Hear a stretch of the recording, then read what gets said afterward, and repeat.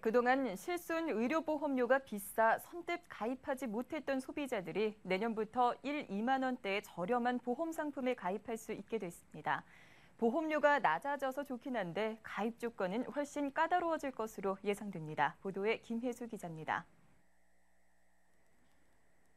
실손 의료보험 단독 상품 출시가 의무화되면서 10,000원에서 2만 원대의 저렴한 보험에 가입할 수 있다는 기대감이 커지고 있습니다.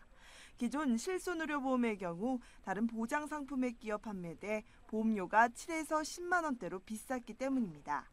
여기에 실손보험에 가입하고도 병원을 이용하지 않는 고객의 경우 보험료가 더 낮아지기 때문에 이에 대한 호응도 높아질 것으로 보입니다.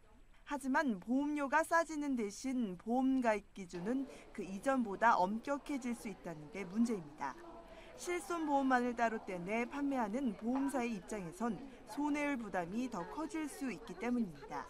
요거를 딱 띄워가지고 생존담보 쪽만 계속 이제 가입을 한다. 그러면은 위험이 그쪽으로 몰리는 게 되는 거예요. 그러니까 이제 뭐 보험사 입장에서는 그냥 그쪽에 대해서는 언더라이팅 같은 것도 좀 지금보다 이제 조금 더 심화될 수 있는 그런 우려도 있을 수 있죠.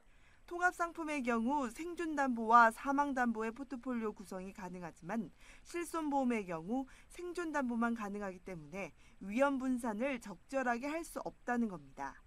여기에 저렴한 보험료 탓에 사업비 부담이 커진 보험사들과 설계사들이 10,000원에서 2만 원대의 실손보험 판매를 꺼릴 수 있다는 지적도 나옵니다. 하지만 보험회사 입장에서는 사업비가 증가하기 때문에 그런 어떤 정책적 효과는 좀 줄어들 수 있다라는 것이 우려되고요. 판매하시는 분들은 좀 판매에 소극적일 수 있어서 보험회사들에게 부담이 될 수 있다는 점이 우려됩니다.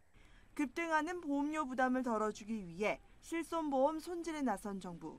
그러나 저렴해진 보험료 탓에 소비자들이 정작 보험에 가입하기가 어려워지지 않도록 보다 세밀한 대책이 필요해 보입니다. 머니투데이 방송 김혜수입니다.